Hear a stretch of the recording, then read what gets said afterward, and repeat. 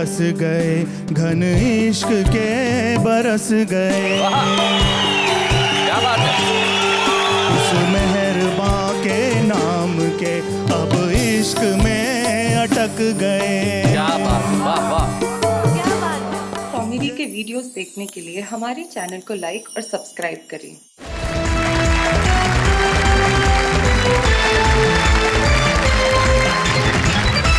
सबसे पहले मिल लेते हैं हमारे इन साथियों से जो उधर हैं और इधर है। उधर अखिल भारतीय महेंद्र पार्टी और इधर है अखिल भारतीय सुरेंद्र पार्टी। जरा आप देखिए, उधर 2 सूट के बीच में कुर्ता, इधर भी 2 सूट के बीच में कुर्ता, और एक दूसरे को ऐसे देख रहे हैं जैसे निकाल देंगे भुरता। लेकिन अभी हम समझ लेते हैं सबसे पहले सूट में जो बैठे हुए हैं, जिनका सूट का वजन शरीर के वजन से ज्यादा है, इनका नाम मास्टर महेंद्र है और हरियाणा से हमारे बीच में आते हैं और खास एक रस्टिक अंदाज में कविताएं पढ़ते हैं। उनके पास जो बैठे हैं महेंद्र अजनबी। महेंद्र अजनबी इस देश के श्रेष्ठ हास्य व्यंग के कवियों में से एक कवि हैं और उनके पास जो बैठे हैं महेंद्र शर्मा, वो किस रस के कवि हैं ये खोज का विषय है। तो ये है अखिल भारतीय महेंद्र पार्टी, इधर है अखिल भारतीय सुरेंद्र पार्टी। और सबसे बड़ी बात यह है कि सुरेंद्र पार्टी में कि सुरेंद्र तो सब है, लेकिन 2 सुरेंद्र दुबे हैं। एक ये जयपुर के सुरेंद्र दुबे हैं, एक छत्तीसगढ़ रायपुर के सुरेंद्र दुबे हैं। लेकिन ये जो बीच में सुरेंद्र दुबे बैठे हैं छत्तीसगढ़ वाले, ये पद्मश्री सुरेंद्र दुबे हैं। और जो मंच के अंत में जो बैठे हैं वो सुरेंद्र यादवेंद्र हैं, वो हमारे बीच में कोटा राजस्थान से आते हैं। ये है कुल मिला के अखिल भारतीय सुरेंद्र पार्टी। तो क्या कहती हैं आप, किस पार्टी के सिपाही को और सैनिक को सबसे पहले बुलाया जाए? देखिए, इंद्र तो सब दोनों नामों में सेम है, कॉमन फैक्टर। तो आप जिसको चाहे बुला सकते हैं। क्या बढ़िया है, गजब का बात। मुझे एक बात बताइए, चाकू और नेहा के बेहता की बातों में क्या फर्क होता है? पूछिए क्या? क्या? चाकू में कम से कम पॉइंट तो होता है।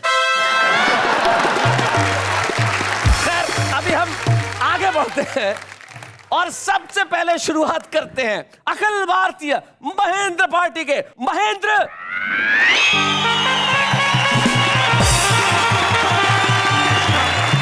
अरे शैलेश जी, कौन से महेंद्र को बुलाएंगे? तुम ही बताओ किसको बुलाएं? उसे बुलाते हैं जो इन सब में से ज्यादा तगड़ा कवि है। सुन लिया, बैठ जाओ। मैं चला।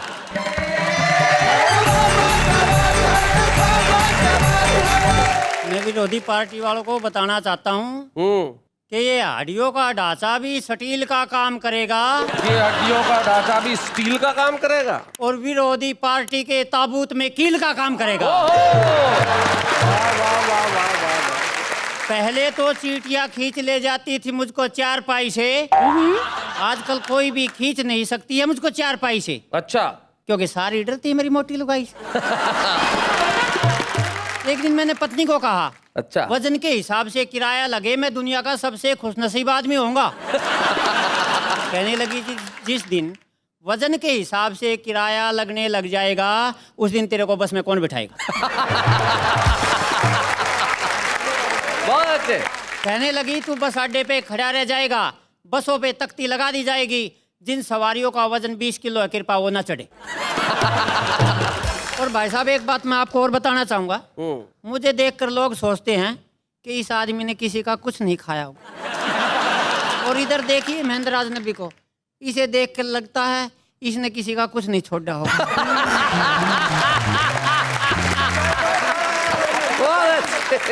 और भाई साहब, सच्ची घटना से आपको जोड़ता हूँ।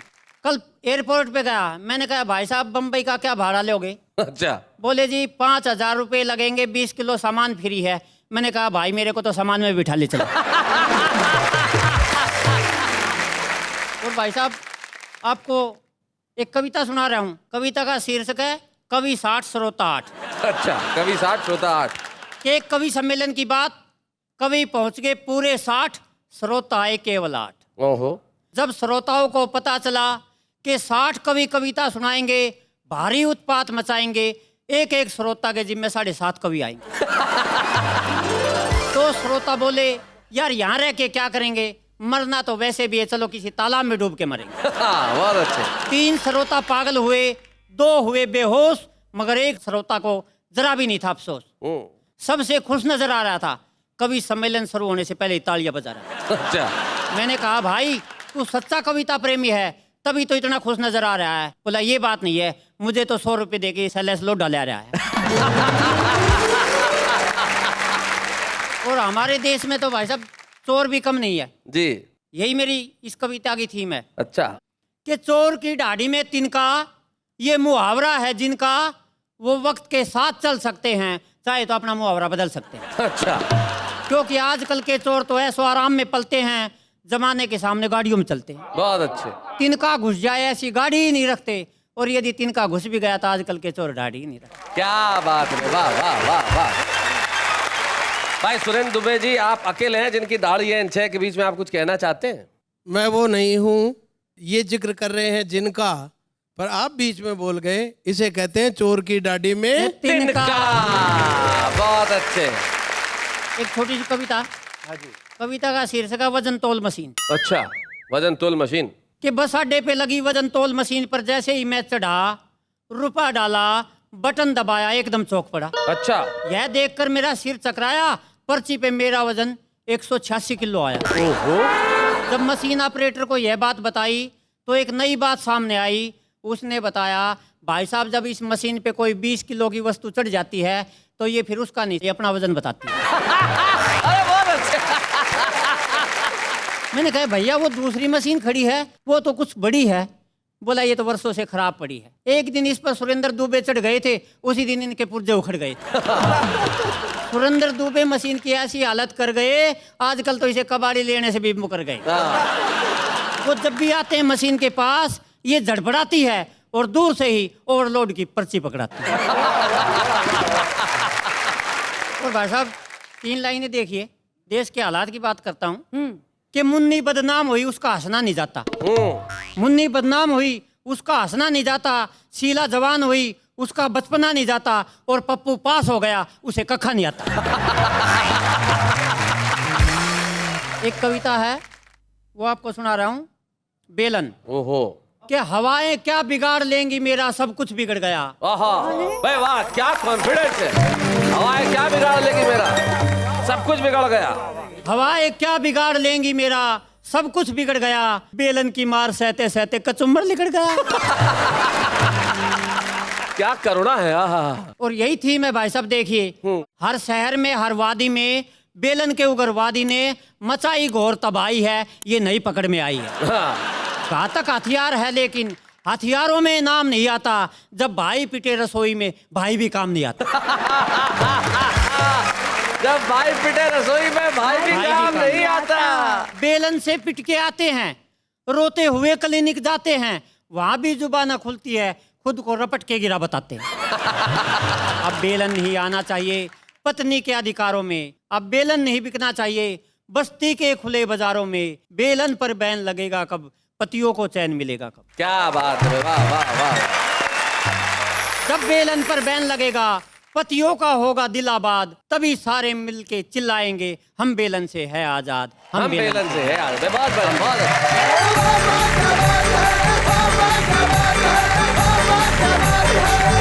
भाई बहुत अच्छे, बड़ा कमाल हो रहा है। मास्टर महेंद्र ने बेलन की व्यथा कथा सुनाई। देंगे, बड़े डरते हैं बीवी से, लेकिन बड़ा कमाल का काम करते थे, मतलब इनडायरेक्टली। एक बार ये बैंक गए अपनी पत्नी के साथ, उसी वक्त एक डकैत आ गया बैंक लूटने के लिए।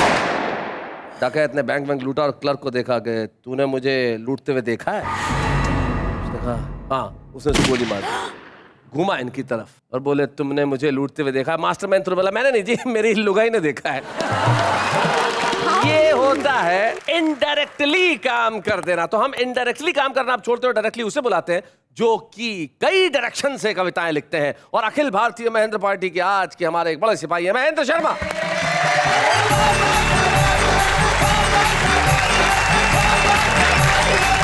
नमस्कार। नमस्कार।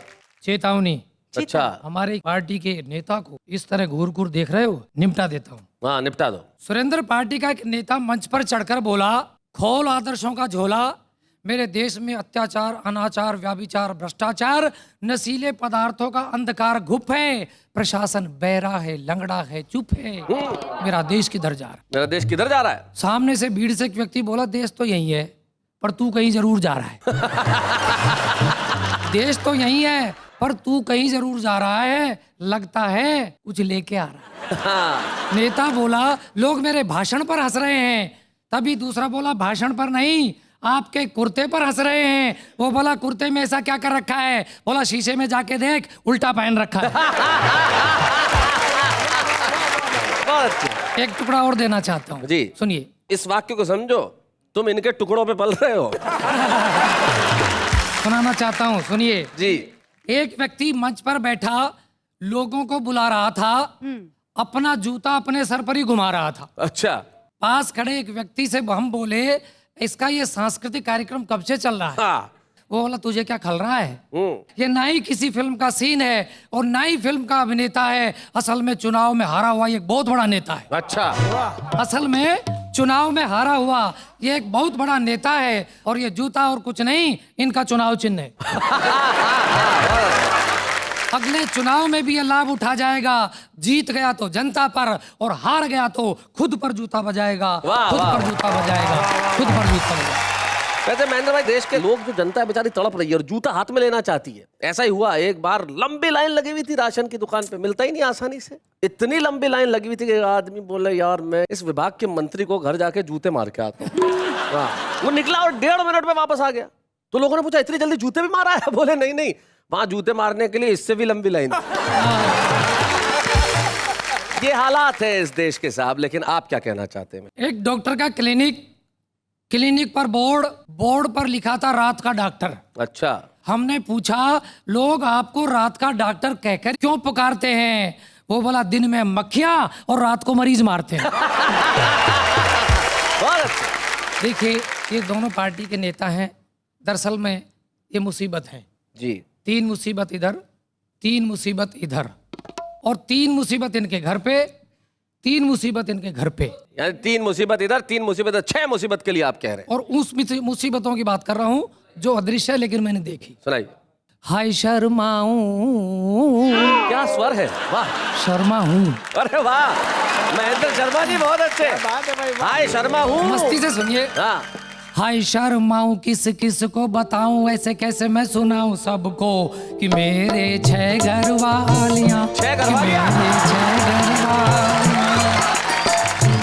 चाय पिलाऊं, खाना खिलाऊं, चाय पिलाऊं, खाना खिलाऊं, मांजू झूठी थालियां। हाय शर्माऊं किस किस को बताऊं, ऐसे कैसे मैं सुनाऊं सबको कि मेरी 6 घरवालियां, मेरी 6 घरवालियां। पहली इधर से पहली घरवाली बड़ी है वो गुस्से वाली, कि छाती पर चढ़ जाती है रूप धारण कर विकराली। उसके आगे छोटी लागे, उसके आगे छोटी लागे, ऐसी वैसी गालियां। हाय शर्माऊं किस किस को बताऊं, ऐसे कैसे मैं सुनाऊं सबको कि मेरी 6 घरवालियां। मेरे 6 घरवाली। रुकिए, आगे खतरनाक मोड़ है। दूसरी बीवी है मोटी, अच्छा। असल में लगती है छोटी, फड़कती है बोटी बोटी, सटकती है 35 रोटी। सटकती है 35 रोटी। सटकाइए, क्या सटकाइए भैया। सुनिए। पान चबा के मुझे रिझा के, ओए होए। पान चबा के मुझे रिझा के, मांगे घर की तालियां। हाय शर्माऊं किस किस को बताऊं, ऐसे कैसे मैं सुनाऊं सबको कि मेरी 6 घरवालियां, कि मेरी 6 घरवालियां। तीसरी बीवी मस्तानी, नहीं कोई उसका सानी, बैठ गई लखनऊ के बस में, पहुंच गई देखो हल्द्वानी। बैठ गई लखनऊ की बस में, पहुंच गई देखो हल्द्वानी। दिन और रहना पूछे बहना, दिन और रहना बोले बहना, मेरे साल सालियां। हाय शर्माऊं किस किस को बताऊं, ऐसे कैसे मैं सुनाऊं सबको कि मेरी 6 घरवालियां, कि मेरे 6 घरवालियां। चौथी के बच्चे 4, करती दिन भर मारा मार, कहती ला सौदा उधार, सुन के मुझको चढ़े बुखार। बहुत अच्छे। बच्चे खिलाऊं, लोरी सुनाऊं, क्या बात है। बच्चे खिलाऊं, लोरी सुनाऊं,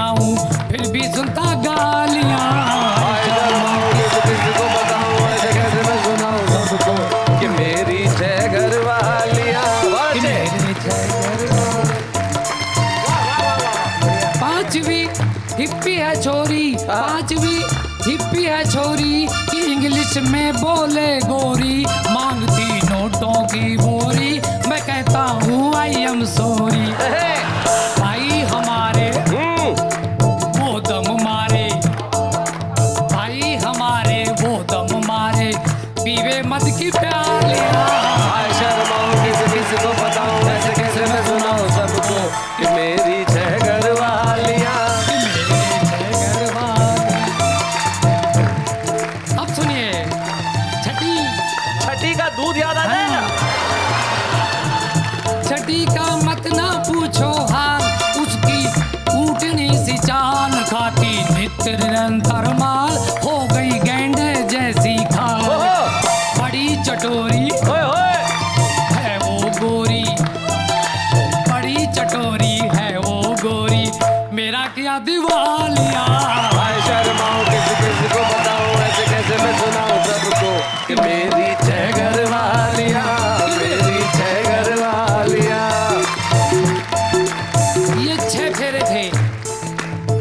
उस समय निद्रा में क्या हो गया, 7वां फेरा बताना चाहता हूँ। बताइए।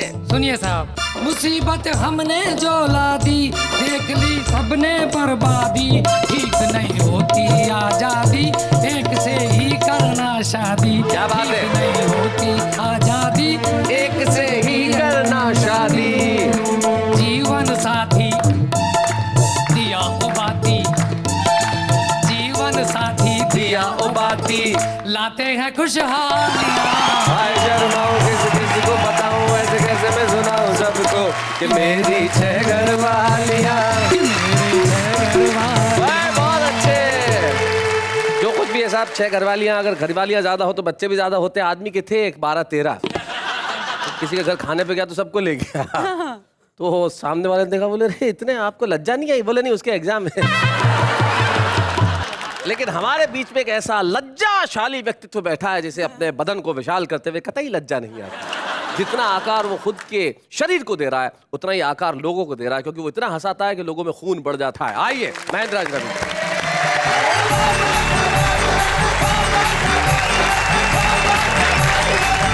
मैं तो सुरेंद्र पार्टी वालों से कहना चाहता हूं कि उन्हें हमारी पार्टी को कुछ करने की ज़रूरत नहीं है। हमारी पार्टी तो वैसे ही काफ़ी कमज़ोर है। भाई साहब, इनसे भी पतला कवि है। अच्छा, वीर रस का, ऊपर से वीर रस का इतना पतला कवि, जब वो तो मास्टर महेंद्र को तो मोटा मोटा कह के चिढ़ा रहा था। अच्छा, उसका सीन बताता हूँ। इतना पतला दुबला कवि जब कविता पढ़ रहा था तो सामने बैठे श्रोताओं में से एक बोला, भाई कौन खड़ा है? भाई कौन खड़ा है, दिखाई नहीं पड़ रहा। मुझे तो लगता है माइक खुद ही कविता पढ़ रहा है। उसकी बगल वाला श्रोता बोला, लगता है तू भी गच्चा खा गया है। अबे कवि तो खड़ा हुआ है, लेकिन गौर से देख माइक के डंडे की ओट में आ गया। एक श्रोता बोला, ये दिखने में कैसा लगता है, जरा पता लगाओ। दूसरा श्रोता बोला, किसी के घर पड़ी हो तो दूरबीन उठा ला। अच्छा, एक श्रोता वाकई में दूरबीन उठा के ले आया और उससे देखते हुए बोला, बाप रे, ये कवि खड़ा है, उसका एक्सरे।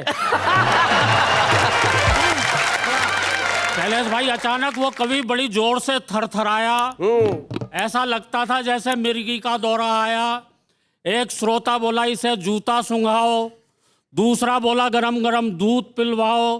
तीसरा बोला, तू किस टेंशन में है, गौर से इसकी जेब देख, इसका मोबाइल फोन वाइब्रेशन में है।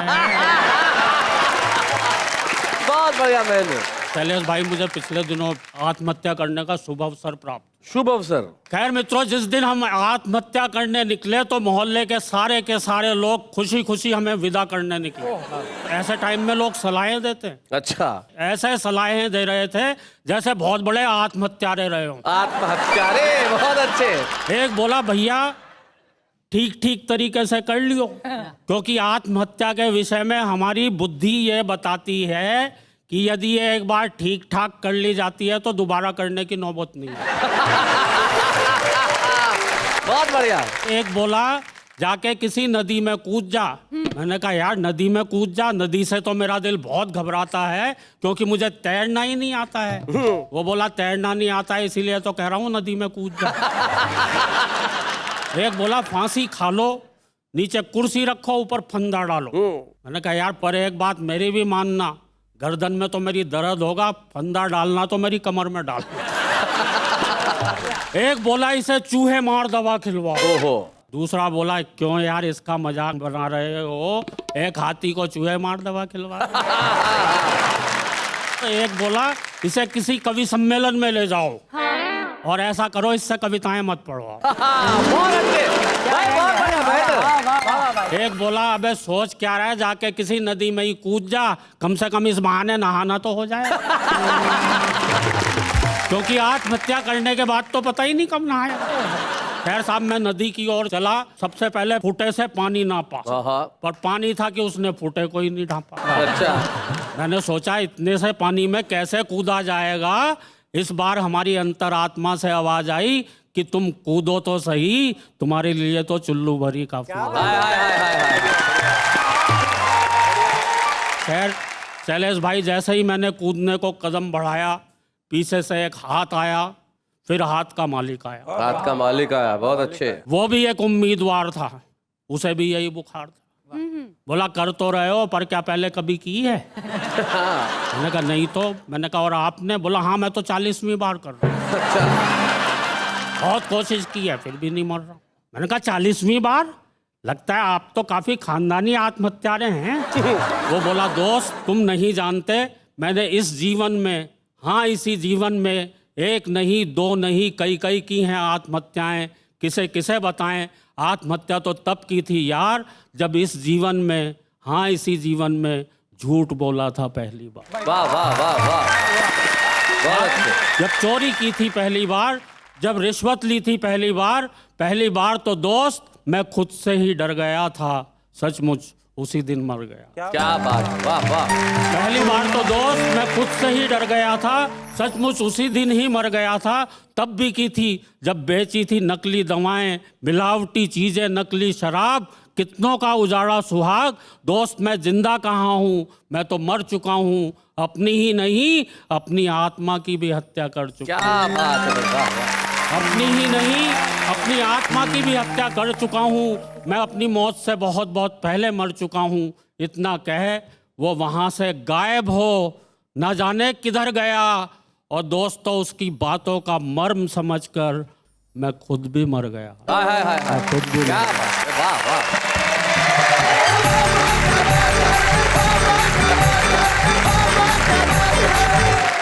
आज जब हमारे इस एपिसोड के अंदर हम दो राजनीतिक पार्टियों की नुमाइंदगी करवा रहे हैं, उधर अखिल भारतीय महेंद्र पार्टी, इधर अखिल भारतीय सुरेंद्र पार्टी, उस वक्त हम एक ऐसे विशेष मेहमान को बुलाना चाहते हैं जिनकी कलम पुकार के कहती है कि आखिर इस देश के राजनेताओं ने इस देश का क्या हाल कर दिया है। आइए हम सुनते हैं हमारे आज के एक विशेष मेहमान, हमारे कवि मित्र विनीत चौहान।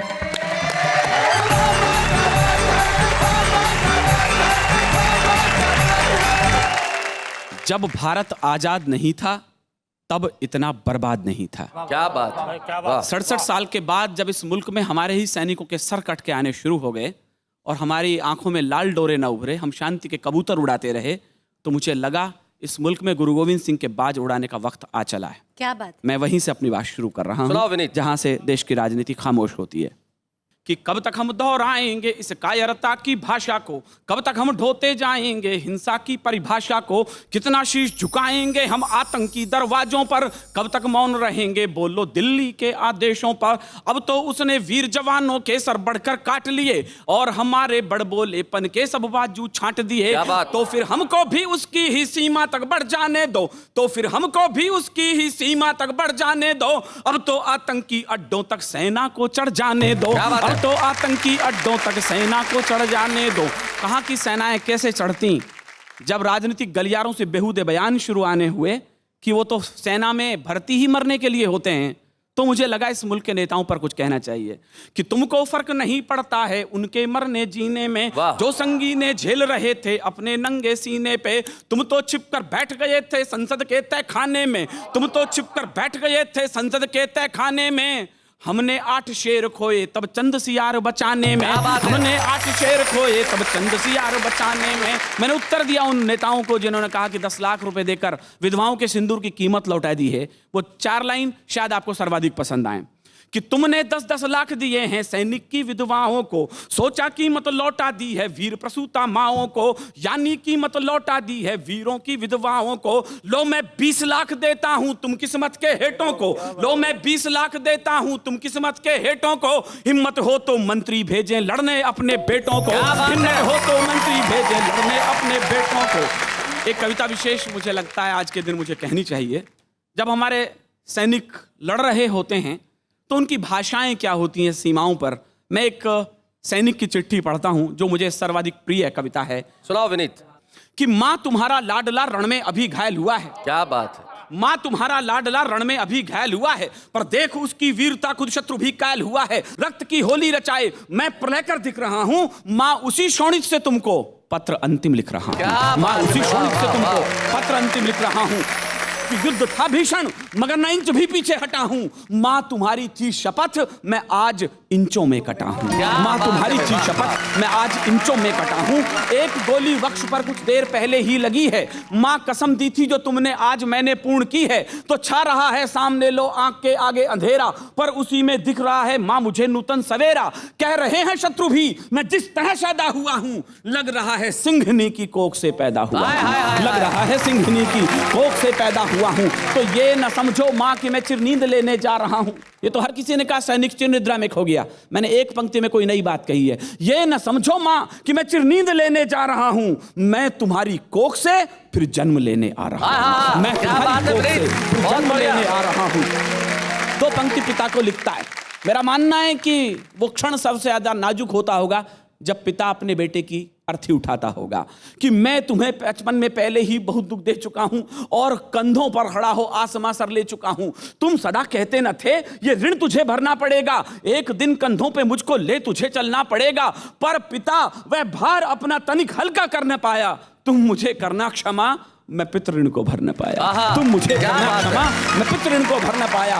ओ पिता यह प्रश्न मुझको आज तक भी खा रहा है, आज भी यह सुत तुम्हारे कंधों पर ही जा रहा है, आज भी यह सुत तुम्हारे कंधों पर ही। 2 पंक्ति भाई को लिखता है कि सुन अनुज रणवीर गोली बाह में जब आसमाई, भाई का भी याद आता है। सुन अनुज रणवीर गोली बाह में जब आसमाई, ओ मेरी बाईं भुजा उस वक्त तेरी याद आई, ओ मेरी बाईं भुजा उस वक्त तेरी याद आई। मैं तुझे बाहों से अब आकाश दे सकता नहीं हूं, लौट कर भी आऊंगा विश्वास दे सकता नहीं हूं, पर अनुज विश्वास रखना मैं नहीं थक कर पड़ूंगा। तुम भरोसा पूर्ण रखना सांस अंतिम तक लड़ूंगा, तुम भरोसा पूर्ण रखना सांस अंतिम तक लड़ूंगा। अब तुम्ही को सौंपता हूं बस बहन का ध्यान रखना, जब पड़े उसको जरूरत वक्त पर सम्मान करना। तुम उसे कहना कि रक्षा पर्व जब भी आएगा, भाई अंबर में नजर आशीष देता आएगा। तुम उसे कहना कि रक्षा पर्व जब भी आएगा, भाई अंबर में नजर आशीष। अंतिम पंक्ति पत्नी से कहता है। मेरी मान्यता है कि हमारे यहाँ पर 7 फेरे लेने के बाद पत्नी 7 जन्मों की यात्री हो जाती है। बस उसी की पीड़ा को मैंने व्यक्त किया अंतिम पंक्तियों में। अंत में तुमसे प्रिय मैं आज भी कुछ मांगता हूं, अंत में तुमसे प्रिय मैं आज भी कुछ मांगता हूं। है कठिन देना मगर निष्ठुर हृदय हो मांगता हूं कि तुम अमर सौभाग्य की बिंदिया सदा माथे सजाना, तुम अमर सौभाग्य की बिंदिया सदा माथे सजाना। हाथ में चूड़ी पहनकर पांव में मेहंदी रचाना। तुम नहीं वैधव्य की प्रतिमूर्तियां की साधिका हो, तुम नहीं वैधव्य की प्रतिमूर्तियां की साधिका हो, तुम अमर बलिदान की पुस्तक की पहली भूमिका हो, तुम अमर बलिदान की पुस्तक की पहली भूमिका हो। जानता हूं बालकों के प्रश्न कुछ सुलझे ना होंगे, सैकड़ों ही प्रश्न होंगे जिनमें वे उलझे तो होंगे। पूछते होंगे कि पापा हैं कहां कब आएंगे, और हमको साथ लेकर घूमने कब जाएंगे। पापा हमको छोड़कर जाने कहां बैठे हुए हैं, क्या उन्हें मालूम है कि उनसे हम रूठे हुए हैं, क्या उन्हें मालूम है कि उनसे हम रूठे हुए हैं। तो तुम उन्हें समझाना क्यों जिद पे अड़ जाते नहीं हैं, और ज्यादा जिद करते हैं उनके पापा घर आते नहीं हैं, ज्यादा जिद करते हैं उनके पापा घर आते नहीं हैं। अंतिम 2 पंक्ति पढ़ता हूं, मैं भी आपसे विदा लेता हूं, सैनिक भी आपसे विदा लेता है। शायद सबसे अच्छी पंक्ति है। सप्तपद की यात्रा से तुम मेरी अर्धांगिनी हो, सप्तपद की यात्रा से तुम मेरी अर्धांगिनी हो, 7 जन्मों तक बजोगी तुम अमर वैरागिनी हो, 7 जन्मों तक बजोगी तुम अमर वैरागिनी हो, इसलिए अधिकार तुमसे बिन बताए ले रहा हूं, मांग का सिंदूर तेरा मातृभू को दे रहा हूं। विनीत चौहान, आप यहाँ आए इसके लिए बहुत बहुत शुक्रिया और आपने एक श्रेष्ठ कविता हमको दी। क्या बात, थैंक यू।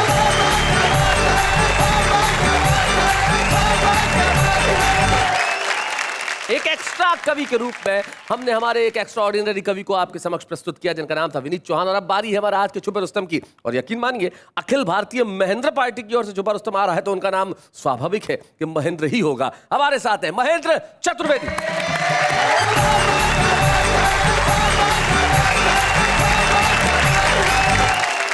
मैं महेंद्र चतुर्वेदी आप सभी को नमस्कार करता हूं साहब जी। मुक्तक देखिएगा कि भेड़िए लंच में सादा पुलाव लाए हैं, बहुत अच्छे।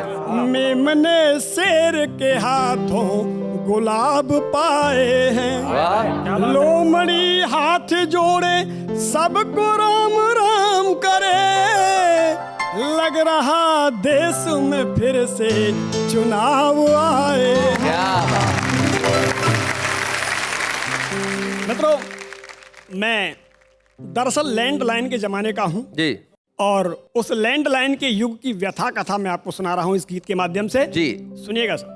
लैंडलाइन के युग का सताया हूं मैं, अच्छा। इसको मैं मुश्किलों से किया सामना, फोन नंबर उधर भेजने के लिए कागजों में भी पत्थर पड़ा बांधना, कौन रोजाना सबको मिलाता रहा जिसके घर होने की जब थी संभावना, और मम्मी पापा जी उनके विलेन बन गए, पूरी होने नहीं दी मेरी कामना। बाद मुद्दत के एक रोज घंटी बजी, दिल ने समझाया होगी कोई रांझना, और मेरे कानों में मिश्री सी घुलने लगी, बोली पहचानो मुझको मेरे साजना। क्या बात है। दिल उछल कर खुशी से हलक में फंसा, दोनों हाथों से उसको पड़ा थामना, और नाम नंबर लिखा था कहाँ फोन पर, इतना मुश्किल था अब उसको पहचानना। लेकिन साहब एक कवि क्या जवाब देता है देखिएगा इन लाइनों में, कि कामिनी हो तुम्ही, दामिनी हो तुम्ही, कल्पना हो तुम्ही, तुम हो आराधना, और तुम हो कविता मेरी, तुम हो सविता मेरी, तुम मेरी वंदना हो मेरी साधना। क्या बात है। लेकिन साहब बस यही मेरी व्यथा कथा थी। 4 लाइनों में सुन लीजिएगा कि तम तमा करके बोली वो सुन बावले, आ गई सब समझ में तेरी भावना, और नाम सखियों के गिनवा दिए हैं सभी, बस मेरा नाम तुझको रहा याद ना। बात है। जिंदगी के अंदर कविताएं लिखने के लिए जरूरी नहीं है कि आप कवि ही हो। हमारे साथ एक ऐसा ही उद्योगपति आज है जो वैसे तो व्यवसायी है लेकिन कविताएं लिखते हैं वो भी दिल से। आइए मिलते हैं आशीष गर्ग से।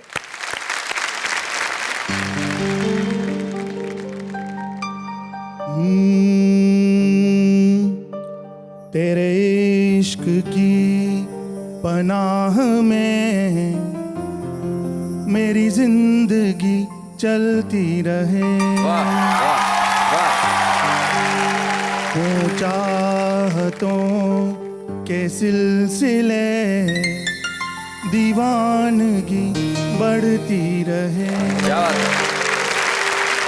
जिस रोज तेरा नाम लेके यूं ही निकल पड़ूं, क्या बात है। ओ रहमतों की बारिशें तेरी आशिकी बढ़ती रहे। क्या बात है, बहुत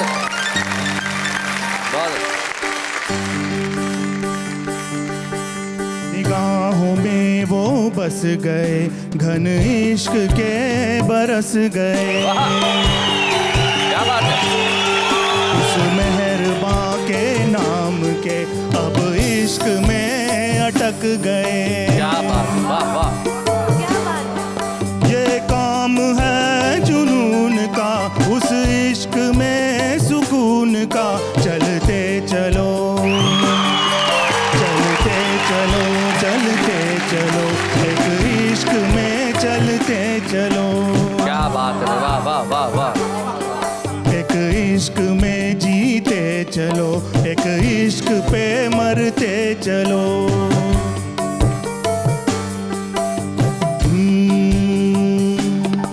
कुर्बानियों के सिलसिले दर बदर चलते रहे। क्या बात है। परवाने वीर इश्क के उस इश्क पे जलते रहे। ये काम है उस इश्क में, ये काम है जुनून का, एक इश्क में सुकून का। चलते चलो चलते चलो, एक इश्क में चलते चलो, एक इश्क में जीते चलो, एक इश्क पे मरते चलो। Thank you Ashish, thank you very much, thank you Ashish, क्या बात है।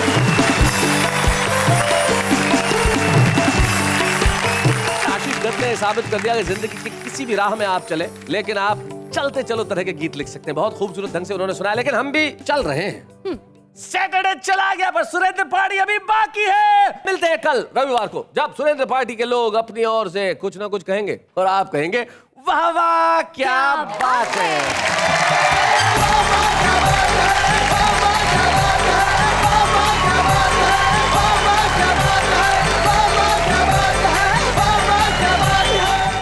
कॉमेडी के वीडियोस देखने के लिए हमारे चैनल को लाइक और सब्सक्राइब करें।